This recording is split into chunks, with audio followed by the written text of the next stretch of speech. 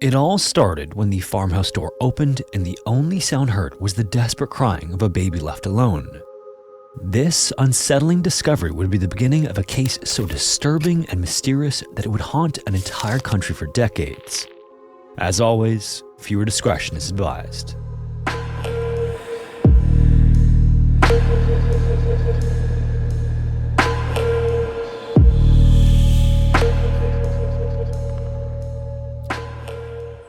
On a cold June morning in 1970, Leonard Demler got behind the wheel of his truck and started the engine. The misty, rolling green hills of Punkinob, New Zealand surrounded him as he sat in his vehicle for a few moments to let it warm up. He wasn't going far, just up the road to the next driveway, but he was apprehensive about what he was asked to do when he got there. Leonard was a seasoned farmer with the type of weathered, calloused hands that could only be earned through a life of hard labor, and he had a rough, stoic demeanor to match them, but the uncertainty of the next moments weighed on him. Just a day earlier, he spoke with a neighbor who was concerned about the couple who lived next door to Leonard, which just so happened to be his daughter, Jeanette Crew, and her husband, Harvey Crew. It had been at least 5 days since anyone had seen or heard from them, which was certainly odd, especially in a small farming town. Despite their closeness and distance though, Leonard wasn't so eager to visit Jeanette in the first place, let alone show up unannounced. It wasn't always like that, but it suffices to say that a recent family dispute over partial ownership of Leonard's farmland had driven a wedge between the father and daughter. Still, he could sense something wasn't quite right as his many phone calls to the house in previous days had gone unanswered. After delaying the inevitable long enough, Leonard put his truck in gear, drove to the end of his driveway, and turned left onto Highway 22. Within a few minutes, he was pulling up just outside the farmhouse on the Crew property, and as he got out of the truck, he couldn't help but notice how still everything was. This was unusual for a working farm, especially with Harvey's work ethic. At 28 years old, Harvey had a reputation for long days of meticulously tending to the fields and subjecting himself to back-breaking work. Leonard then walked to the farmhouse door and knocked, only to receive no answer. He then grabbed the doorknob, twisted it, and pushed the door open. As he did, he could hear the cries of Harvey and Jeanette's 18-month-old daughter, Rochelle. They were coming from the bedroom on the right, but he couldn't help but notice that there was no other activity in the house. Leonard then turned left, away from the pleading of his granddaughter, and slowly crept into the lounge area. The dining table on the far left side of the room held the remnants of a dinner that had long gone cold, which would have struck Leonard as odd had he noticed it, but his attention was immediately drawn to a blood-soaked armchair sitting in front of the fireplace. As he looked around the room, he saw more bloodstains on the carpet near the hearth before spotting bloody drag marks on the carpet right under his feet.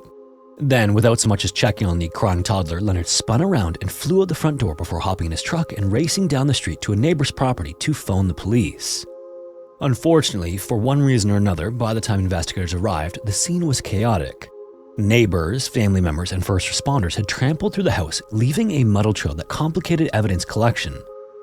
Detective Bruce Hutton, the official in charge of the investigation, was then left to make sense of the puzzling compromise scene and the fact that there was no sign of Harvey or Jeanette. Maybe the only thing that was immediately apparent was that whatever happened, it was violent and sudden. Once as much evidence was collected from the scene as possible, Bruce was able to see all that he had to work with, and it wasn't much. There were no bodies, weapons, bullets, footprints, or fingerprints to speak of. In fact, most of the fingerprints that were lifted by the forensics team came back to those who went through the house before police thought enough to cordon it off. Either way, initially, investigators worked off the presumption that the couple was simply missing, but extensive searches of the nearby fields and farmland uncovered nothing. So next, without anything else to go on, further digging into the couple's home life revealed a disturbing set of incidents in the years leading up to their disappearance. 3 years earlier, in 1967, the Crews came home one day to find the home had been burglarized, but only items belonging to Jeanette were determined to be missing. Then a year later, a mysterious fire began in the spare bedroom, and while firefighters were rather certain it was caused by a cigarette or an electrical fault, the Crews believed it was the work of arson. Then, during the spring of 1969, a hay barn on the property caught fire and quickly burned to the ground. Once again, the cause couldn't be determined, leaving arson open as a possibility. Unfortunately though, while these were certainly intriguing events to police, they were eventually written off as a combination of isolated incidents and the vivid imaginations of a paranoid couple. So soon enough, weeks stretched into months without significant progress on the case of the missing couple. That was until things took a disturbing turn on August 16th, almost 2 months since Harvey and Jeanette were last seen. Jeanette's body was found floating in the Waikato River wrapped in a sheet that was bound by copper wire. When medical examiners pulled the sheet off of her, they discovered a single gunshot wound to her head. Then, 1 month later, Harvey's body was found upriver from where Jeanette was located. He too was covered and bound in wire and shot in the same way. These discoveries obviously rocked Punkinob. The little town had a rural peacefulness far removed from the hustle of urban life. Sheep and cattle grazed the fields, and modest homesteads dotted the landscape surrounded by native bush and the occasional winding dirt road. The crime rate in Punkinob was almost nearly non-existent, and it was the type of place where no one bothered to even lock their doors. But the murders of Harvey and Jeanette weren't the first signs that things might be changing. At the time, detectives were investigating 3 other significant homicide cases in the country that had as of yet gone unsolved. And so police officials were feeling a strong and desperate pressure to bring the cases to conclusion, and those responsible to justice. Another unsolved murder case just wasn't an option. In fact, in speaking to reporters, the Assistant Commissioner of Police stated that the crew murders must be solved. Thankfully though, finding Harvey and Jeanette's bodies did provide Bruce and his team with some key evidence, so they finally had something to work on. When Harvey's body was found, police divers struggled to retrieve it because of something that had been attached to it to keep it from floating to the surface of the river. It was a rusted axle from a 1929 420 Nash automobile, and investigators immediately set out to find out where it came from. In addition to that piece of evidence, during Harvey's autopsy, medical examiners retrieved the bullet that killed him. Then, with the bullet and the ballistics that were available at the time, investigators could determine the exact gun it was fired from. This is because every gun leaves a signature on a fired bullet in the form of scratches. Because while guns are mass-produced to be as similar as possible, the grooves inside a barrel are unique, and these create a unique set of microscopic scratches on a bullet. So next, police then went door to door in Punkinob and confiscated every registered .22 caliber weapon they could find, which ended up being 64 total guns. Each of them was then test-fired, and their bullets compared to the one that killed Harvey. In this investigation, both the car axle and the fatal bullet came back to one man, who was a neighbor named Arthur Allen Thomas. By all accounts, Arthur was an unassuming farmer with no history of violence. There were rumors that Arthur had a long-standing infatuation with Jeanette that went back to their school days, but to some in the community he was just seen as a simple man who wouldn't harm a fly. Not only that, but he had a rock-solid alibi for the night when investigators believed Harvey and Jeanette were murdered. That night, Arthur was apparently at his home with his wife and cousin, both of whom corroborated his claims. As pressure mounted to solve the case though, circumstantial evidence began to pile up against him, which culminated in the discovery of a shell casing found during a third search of the crew's property. On October 27th, a forensics team located the spent cartridge in the crew's garden, which was a curious discovery. Because while the scene inside was greatly contaminated before investigators first had a look at it, the property was carefully swept several times, including the garden. Yet the shell casing that was found in October was located without much effort. And whether it was overlooked in the previous searches or not was no matter once ballistics determined that the casing was unquestionably ejected from Arthur's gun. To police, this meant they had their man, and by November, Arthur was under arrest and charged with the murders of Harvey and Jeanette. In a search of Arthur's property, police also found a spool of 16-gauge wire that matched the wire found on the two bodies. And this, along with the axle and ballistics evidence, was more than enough to sway the jury during a trial in 1971. Arthur was then found guilty on 2 counts of murder and sentenced to life in prison. It seemed like a tidy end to a tragic story, but things were only just starting to get messy. Despite the evidence against Arthur, some in the public and media weren't so sure about his guilt. A group known as the Arthur Thomas Retrial Committee was formed by family, friends, and supporters to push for an appeal. And as part of their work, the group had some key evidence re-examined by independent experts, and their findings shocked the entire country. A forensics expert named Dr. Jim Sprott was particularly drawn to the cartridge case that police found during the October 27th search of the crew property, because in his analysis he found several problems with it. The first was that the cartridge in question didn't belong to the batch of rounds that killed Harvey and Jeanette due to the differences in how the cartridges were stamped when they were manufactured. He also found that the cartridge didn't exhibit the same type of weathering that would be consistent with a cartridge that was discharged and left in a garden for 131 days. Additionally, the circumstances under which the cartridge was found were strange.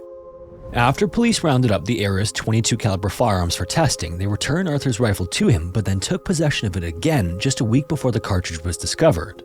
All of this came together to paint a picture of police misconduct, and for many, the only plausible explanation for the cartridge's existence was that it had been planted by investigators.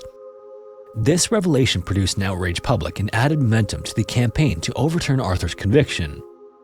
After several of Arthur's appeals were dismissed, he finally caught a break when a judge found that this new evidence could have swayed the jury's opinion if it had been available to present at trial. The original conviction was then thrown out and Arthur was granted a new trial. His legal team and the public that supported him were confident that Arthur would be proven innocent, but despite the new evidence that turned what seemed like an entire country against police, a second jury found Arthur guilty in 1973 and he was again sentenced to life in prison. But despite this, these results only rallied his supporters further as more people became convinced that Arthur was the victim of a gross miscarriage of justice. Over time, this put pressure on the government to revisit the case, and by the late 1970s, the uproar was impossible to ignore. So, in 1979, after nearly a decade behind bars, the public's persistence paid off and Arthur was granted a full pardon, which was the first in New Zealand's history for a living prisoner. And the impact of this pardon lingered on long after it was issued. A Royal Commission of Inquiry was convened to investigate the case in 1980 and confirmed what many had suspected, which was that critical evidence had been planted and the investigation was marred by unethical practices and tunnel vision that was focused on Arthur. The inquiry found that there were numerous examples of this throughout the investigation, with much of the blame being placed on Bruce and one other detective.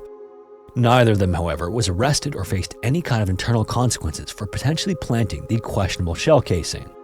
And beyond the casing, in the years after this finding was released, several witnesses came forward to allege that they were outright dismissed by police during the initial investigation. Some of them were even able to fill in the gaps between the crucial dates of June 17th, which is when the police believed the crews were murdered, and June 22nd, when Leonard went over to the house. Like, for example, a neighbor named Ross, who was 16 years old at the time, remembered waiting for the school bus along Highway 22 on the morning after the murders were believed to have taken place. This was before anyone even suspected that anything was wrong on the crew's property, but Ross recounted that while waiting for the bus, he claimed to have seen the crew's car coming toward him. He waved at them as he usually did, but as he watched the car drive down the road, the driver didn't wave back, and it didn't appear to be Jeanette behind the wheel. And maybe more curiously, he saw the car drive right over a deep pothole at the corner, which the crews would have absolutely known to avoid. Unfortunately though, years earlier, when a detective came to Ross's house, he listened to Ross's story and without ever writing anything down in his notebook, he closed it and supposedly accused Ross of looking for notoriety. And Ross's account on that morning coincided with reports from other witnesses. A local gardener claimed to have seen a green and white two-toned 1964 Valiant parked in front of the crew's home. Two other witnesses said they saw an unknown woman with light brown hair on the property during that time frame too. All of this seemed like it could offer an explanation for a hole in the story of Harvey and Jeanette's murders, which involved their daughter Rochelle. The official timeline in the investigation had the murders occurring in the crew's home between 7 and 9:30 p.m. on June 17th.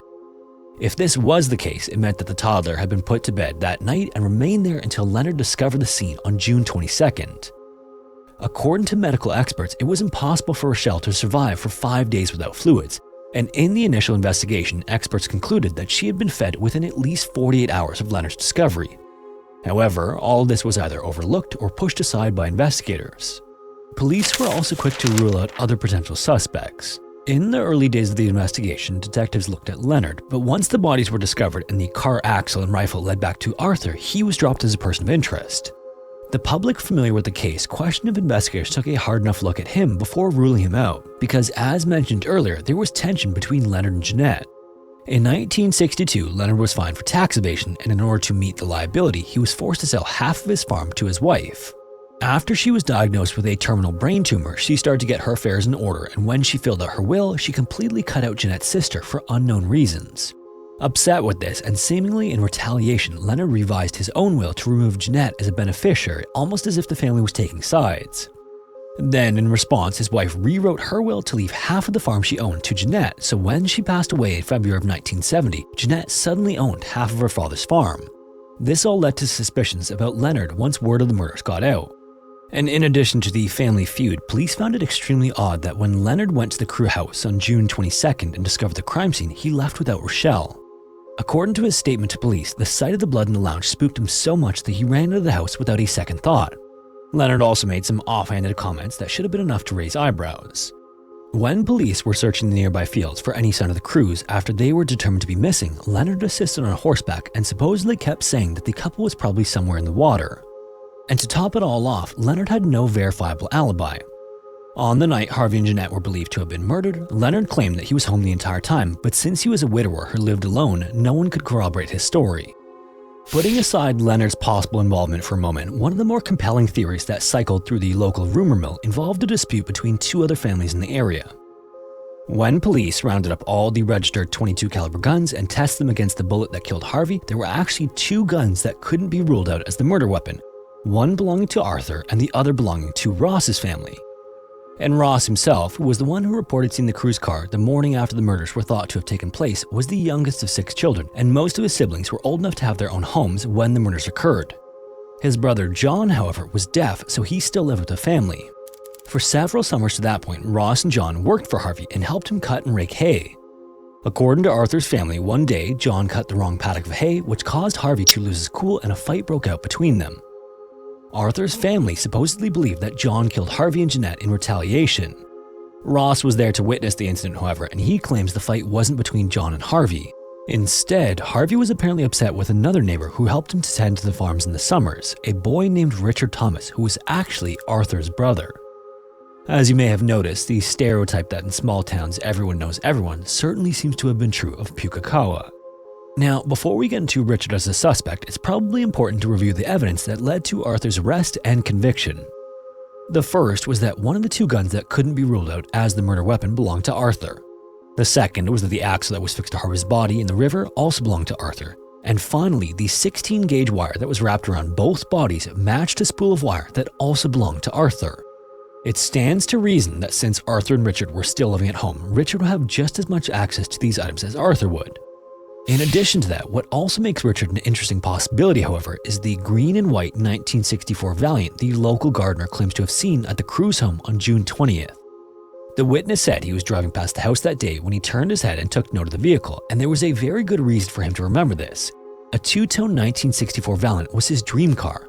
He had always wanted one, and they were so rare in the area that he couldn't help but admire it for the moment as he passed. And this type of vehicle was so uncommon in Punkinob, in fact, that only 2 of them were registered in the district at the time. And interestingly, one of them belonged to Richard. The reason this could have been seen as interesting is that police determined either Harvey or Jeanette was removed from the house on the night of the murders, but the other body wasn't removed until some time had passed. This might indicate that whoever was responsible for the murders returned to the scene between June 17th and 22nd, which would make the gardener's witness statement of possible importance to the investigation. But again, this is all that's been speculated since the incident. After Arthur's pardon, the murders of Harvey and Jeanette barely faded from the public's memory. Interest in what really happened at the Crew farm on June 17, 1970 remained for decades and is still even felt in more recent times. The public just still wanted answers, so in 2014, an official police review was conducted on the homicides as well as the investigation at a cost of $400,000 to New Zealand taxpayers. When a final report was issued, there were some interesting new details presented about the case. Here are some of the more notable findings. The first was that there was a severe lack of preparedness and thoroughness on the part of the investigators, particularly in crime scene management and linking vehicle sightings by witnesses to individuals. It also found that Rochelle had indeed gone 5 days without any fluids and managed to survive the ordeal. Even though earlier analysis concluded that she'd been fed within 48 hours of being found, the review determined that this was highly unlikely. Next, there was also a crime scene photograph that appeared to show a piece of material that might have been an oilskin coat on a wheelbarrow in the garden. It was known that the wheelbarrow was used in the removal of the bodies from the house, as rust from the wheelbarrow was found on the front steps of the home. However, police never collected this piece of material, and its disappearance has never been accounted for. The report also found that there wasn't enough evidence to support the belief that the police planted shell casings in the Crew garden, since the garden was never searched with a sieve. The review left open the possibility that the casing had been there the whole time and that it had been overlooked until it was discovered on October 27th. Next, after a closer look at Leonard as a suspect, the review concluded that he was not the killer. And while mentioned many times throughout the report, Richard was actually not listed as a person of interest or suspect.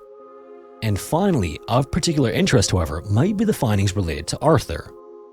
The 16-gauge wire found wrapped around the bodies not only matched wire belonging to Arthur, it was determined to be the very same manufacturing batch, making it almost certain that the wire found in the crew's bodies came from Arthur's spool. Additionally, police never found 16-gauge wire at any of the other farms in the area they searched. It also found that Arthur allegedly did have a long-standing obsession with Jeanette that went back to their school days. He tried to get her to date him before she met Harvey, but all of his advances were turned down. Jeanette even felt the need to lie about already having a boyfriend at the time, even though she didn't. And finally, the Ross rifle was definitely not the murder weapon. The review concluded that the shots that killed the Crews came from Arthur's .22 caliber Browning rifle. In the end, however, while the review seemed to back up initial suspicions about Arthur being the alleged murderer, its overall conclusion that there was not enough evidence to merit the prosecution of anyone. So, today, the murders of Harvey and Jeanette remain officially unsolved. If you made it this far, thanks so much for watching. If you have a story suggestion, feel free to submit it to the form found in the description. Also, in case you weren't already aware, if you want to listen to the audio-only version of these videos, you can listen wherever you listen to podcasts. Also, if you want to support the channel, consider joining the Patreon or becoming a channel member here on YouTube. Anyways, thanks again, and hopefully I will see you in the next one.